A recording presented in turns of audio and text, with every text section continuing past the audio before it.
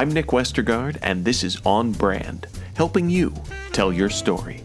My guest this week is Mia Blume. Well, at the end of the day, design is just sales. And in that room, in those conversations, in those moments, we're trying to tell a story. We're trying to sell a group of people on a decision because none of us know what the right decision is. We're going to take an educated guess at best. And so that's why I think a huge part of this is that nuance around understanding the different languages. When we can speak that language and tell a story that everyone in the room can align around and feel confident in, then we're able to make moves that hopefully will help people in the real world because we're able to get new and great things out. Mia Blume is a San Francisco-based creative leadership coach. A former design leader at Pinterest, Square, and IDEO, Mia started Design Department in 2016 to help transform the way creative leaders work. Through individual coaching, workshops, and customized workplace learning and development, Design Department's guided experiences foster creative leadership. Mia believes that when a designer's authentic leadership style is unlocked, it impacts not only individuals in teams, but the products, services, and organizations that shape our world. My interview with Mia Blume is coming right up.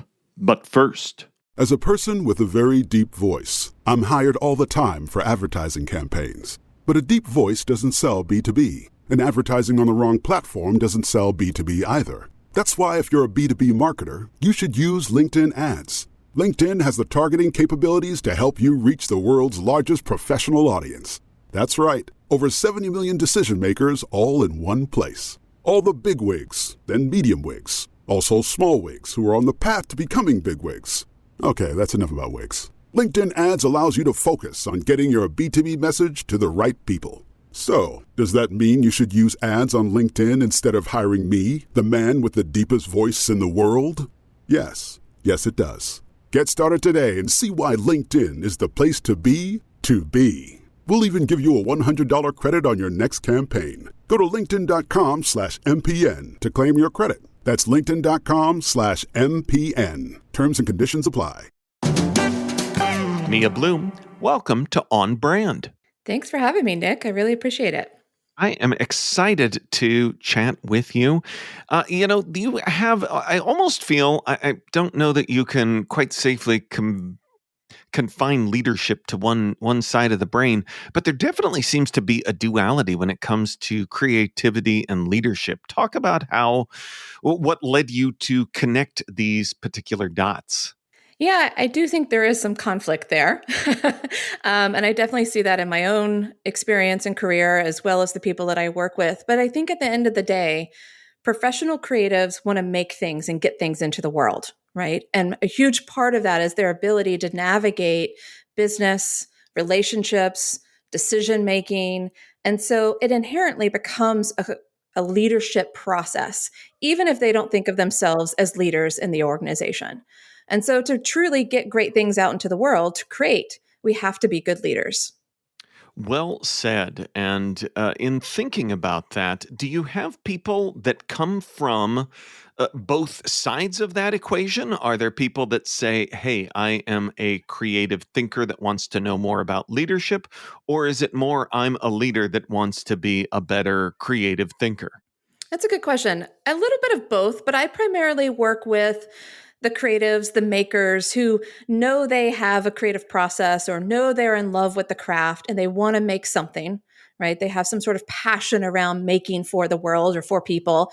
And then they want to figure out how to be more successful in that, how to get it out there, how to, overcome the resistance inside of their organization to make more interesting things. But occasionally, I work with folks who come from that leadership side saying, hey, we want to be more creative. How do we instill that in our organization? How do we hold space for that creativity? What does that look like? So it's a little bit of both. So say more about some of the obstacles that folks find themselves running up against when it comes to applying creativity to leadership.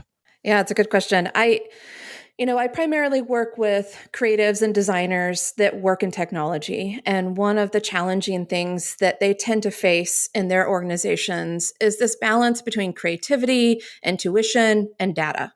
Most of these organizations, rightfully so, want to make sure that they're making the best possible decisions they can. And so they rely heavily on more so the data side, but sometimes a combination of data and research. But creatives, we come from a place of intuition, right? We come from a place of understanding what exists in the world, looking at patterns, the kind of opportunities that kind of just pop up while we're taking a walk or whatever that is. And so sometimes it's really hard for us to navigate, well, this is an experience that I've created that came purely from my creative expression and my understanding of the market, to, okay, now I have to go convince a bunch of people who are very smart, logic minded, business oriented people that this is the right thing to do. And that bridge is incredibly challenging for folks who just want to make stuff. Yeah, I mean, when you talked about kind of that triad of what we turn to, and flawed as it is, it does seem like we over-index on the data side of things. And not only do we over-index on it, but we kind of grant it special powers, special safety that can keep us from seeing some of the things that we need to be able to see. So how do we, I don't want to say turn your back on data, because that's not what we're saying either, but put it in its place, or at the very least, look somewhere else. What are some steps that we can take to kind of reset some of those switches?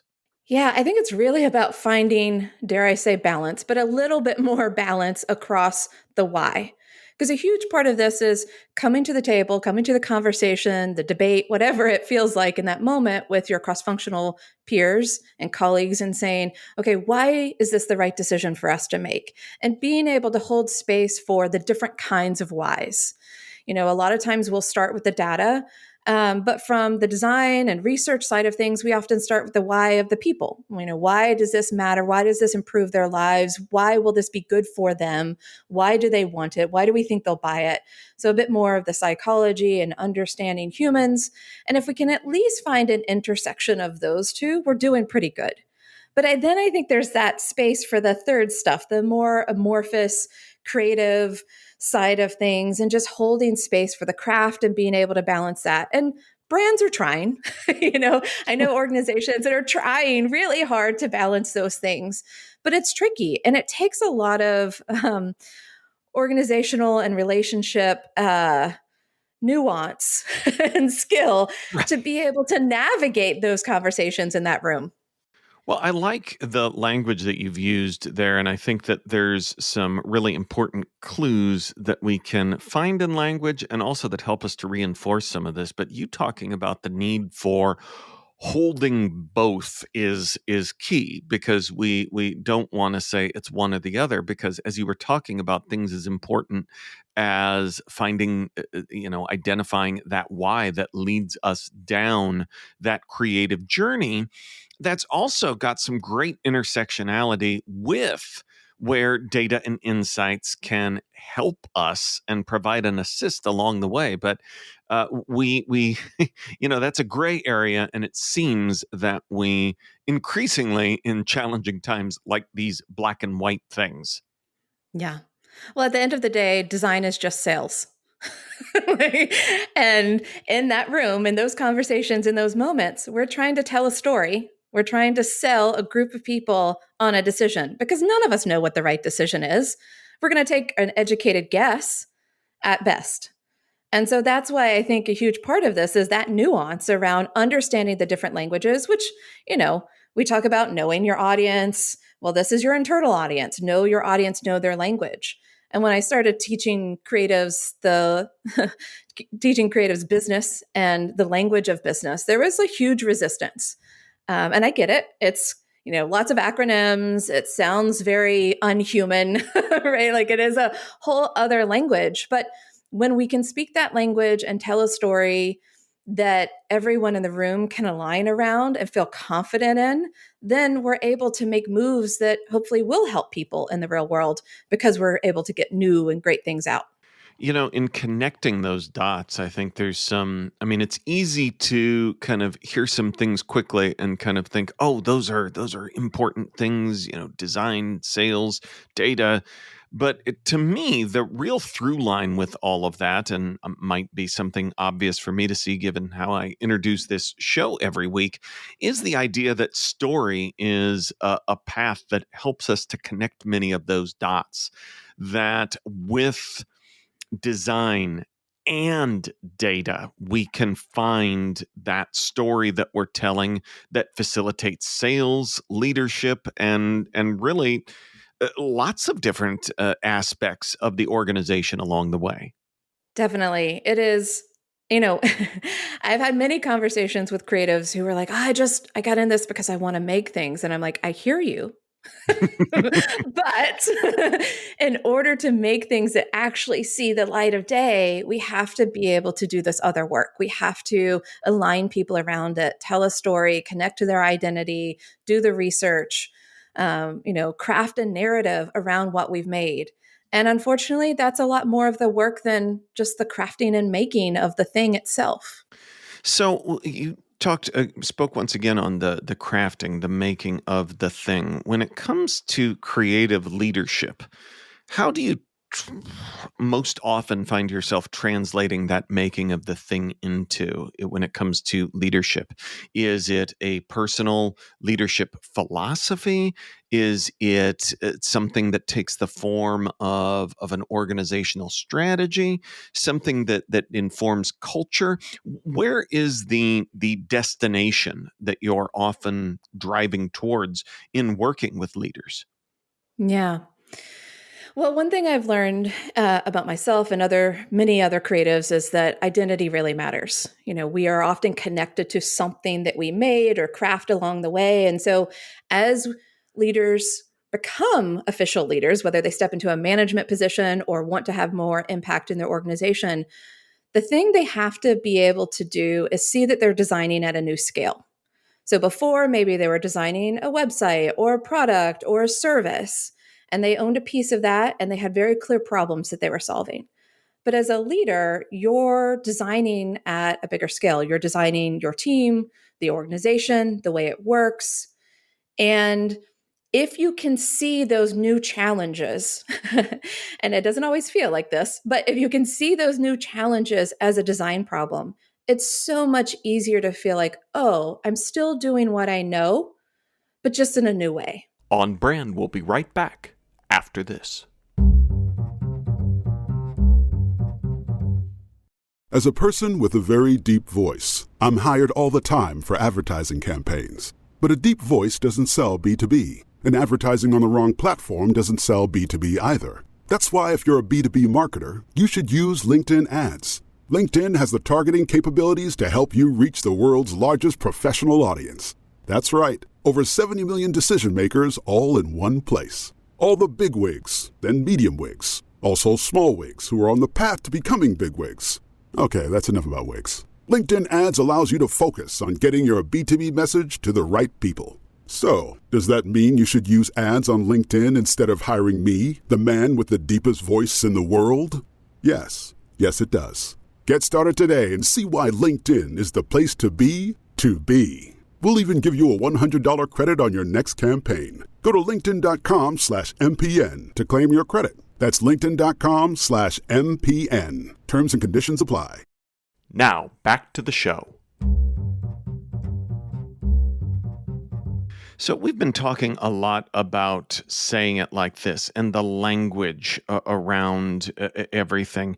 So when you see it as a design problem, it seems to me like that would help folks to unlock a different process, different inputs. Is that why that phrasing is critical? Well, it connects to their identity first. Suddenly, it's not a thing that's unknown. Because I think management can feel very scary. It looks very different. You're in meetings all day, you're navigating a bunch of people and decisions and complexity. And I think when you look at it through a design problem, it allows you to go, oh, I already have some tools that I can leverage here. It's not as scary as I thought. So that helps us overcome that initial kind of transition. But then I think it actually does help us solve a lot of those problems more effectively. I mean, we know lots of executives are trying to think about how to apply design thinking and those types of things in their organization. And that's because it really is about a way of solving problems. So, for instance, a lot of times teams will, or individuals that are leading teams will say they want their team to behave differently. They want to instill a new way of working that's going to be more effective for the organization. Okay, so you want to shape your culture. How do we do that? It's amorphous, it's hard to control, all of those types of things. But at the end of the day, it's a design problem. The system is your organization and all the pieces and parts of it. So the roles, the incentives, the relationships, the tools you use, all the pieces and parts of an organization or a system. So your job as a leader is to design that system, org design, in a way that you actually get some of the outcomes you want to see. And that includes the human component. And so we've spent our entire career designing systems. It's a little bit easier to go, oh, okay, now it's with people instead of pixels, which is scary, but it's still the same philosophy. Let's think about how these pieces and parts relate to one another, and let's work towards, let's iterate towards, let's experiment with ways in which we can get to those new ways of working. You talk about systems and organizations, and as we move towards that, it makes me think about the kind of larger picture. And as we talk about design-focused creative leaders, I would think, and let me know if I'm making a leap here, that we are on our way to really fostering that as an organizational culture and ultimately creating, this is the leap, a more creative organization. I mean, that Yes? sounds great. No? Yes, I want to live in that world. That's the world I want to live in, because to me, design is intention. And so if all of our organizations are bringing more intention to what we make and how we make those things, isn't that going to be a better place? That's my hope, at least. But it seems like there might be a but or however in there. Are there obstacles in scaling that from the leader, the systems, to the organization at large? Yeah, I mean, there's other pressures, right? So organizations have stakeholders. There's, all these complexities that are pushing on that system, challenging it, incentivizing it to work in other ways. And so, a lot of creatives struggle with the fact that they work inside of capitalism. And, there's a balance. We can create successful businesses. And I try and remind them, when we do create successful businesses, that gives us more runway to go and create things for the people that we want to create for. So if you're in healthcare and you want to serve people, then, well, we got to keep that runway going so that we can continue to do that. But that doesn't mean that it always balances out in a perfect way. And it certainly is, it's a long game to be able to try and balance those things out, keep the business running while also serving people, while also building an environment that allows your employees to, be happy and healthy and all of those things.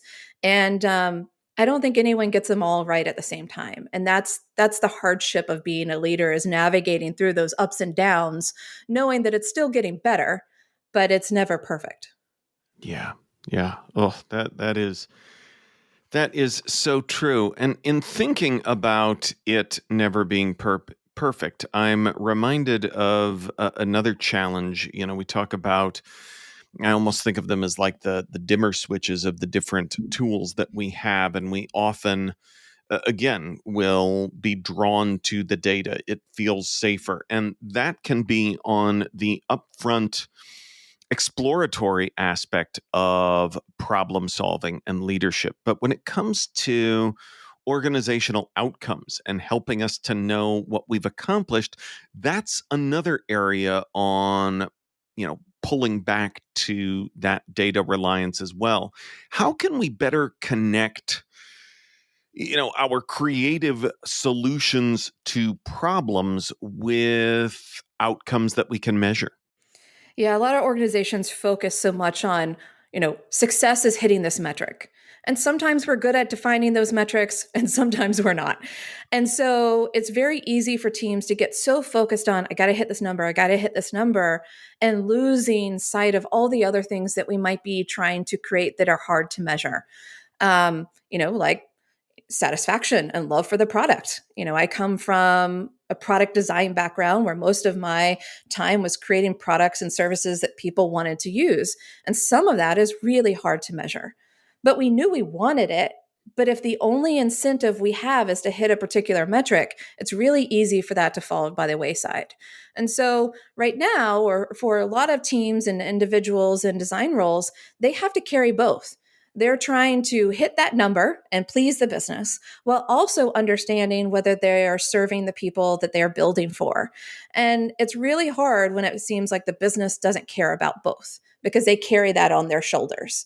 And they're a very deeply empathetic community, which I love, but it makes it very hard for them to carry both of that. So, what an organization can do is find ways to acknowledge and define success and ways that we can quantify and the ways that are harder to quantify, and try and experiment with those methods for creating incentives for everyone to, dare I say balance, but at least acknowledge both of those methods of defining success.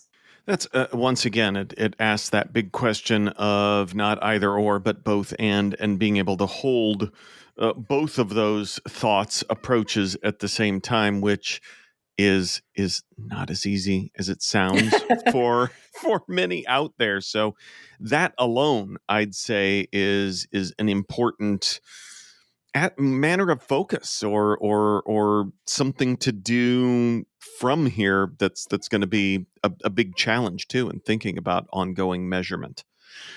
So as we talk about moving forward, as someone's thinking about this, because it can be hard, as we've talked about in our time together here, to get our arms around this, of doing better, taking a more creative approach to our challenges.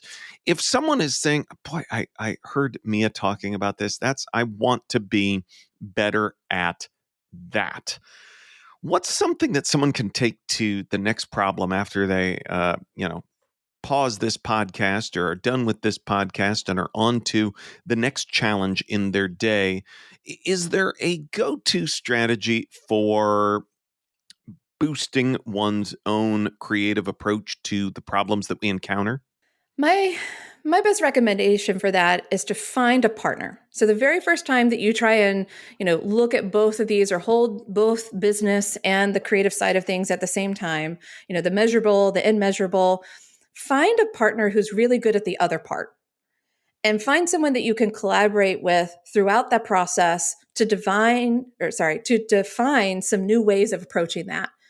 Because I think to just do it on your own with all the normal pressures of organization and performance reviews and all of that sort of stuff is a lot to ask of an individual. So find a partner who can help you do that and then celebrate that, share that with others, tell that process, do lunch and learns, whatever is appropriate in your organization to start defining new ways of working. Because I think those also tend to fall into different disciplines that have their own processes. And when we start to share processes and language and ways of doing, the whole organization it's going to get a lot easier. It's not on the individual anymore. It starts to become part of the system. And that's more scalable than each individual feeling like, oh, I have to know all the things and do all the things. That's not scalable.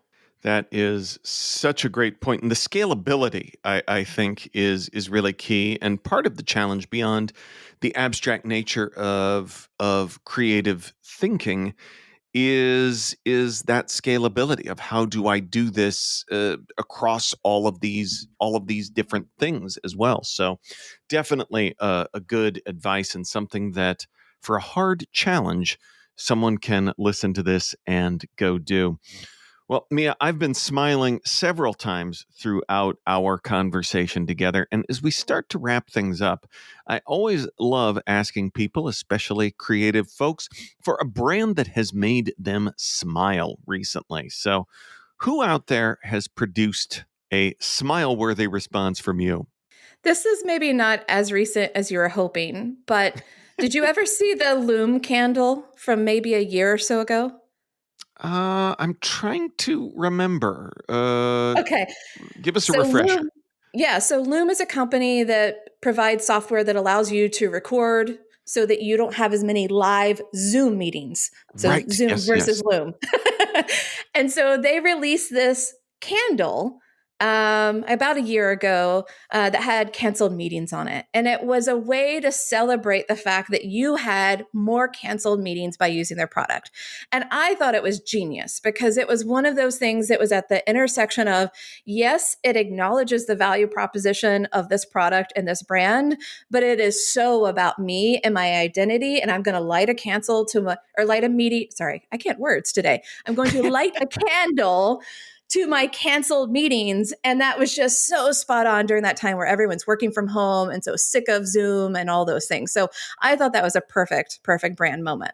It's a great example, and I love it when the examples that we talk through, that we hear about, reinforce exactly what we've been talking about. Because talk about a creative approach for a brand, but also one that, if you stop and think about it, really reinforces that meaning of what the brand is all about. Well, where can folks go to learn more about who you are and what you do? Yeah, so there's a couple places. I'm on the internet everywhere, so you can find me at Mia Laura, or you can go to design-dept.co. That's design department and all the stuff we do around leadership. And then lately, I spend a lot of time at designingwith.ai, where I'm trying to help creatives integrate AI into their process. Awesome. Well, we will link up to all of that in our show notes, which folks can always find at onbrandpodcast.com. Mia Blume, thanks for being on brand with us. Thanks for having me, Nick. It was a pleasure. On Brand is part of the Marketing Podcast Network. If you like what you're hearing, if we've made you smile, you can always listen free on Spotify, Apple Podcasts, or whatever your favorite platform may be. And please take a moment and rate and review the podcast to help others find the show. Until next week, I'm Nick Westergaard, and I'll see you on the internet.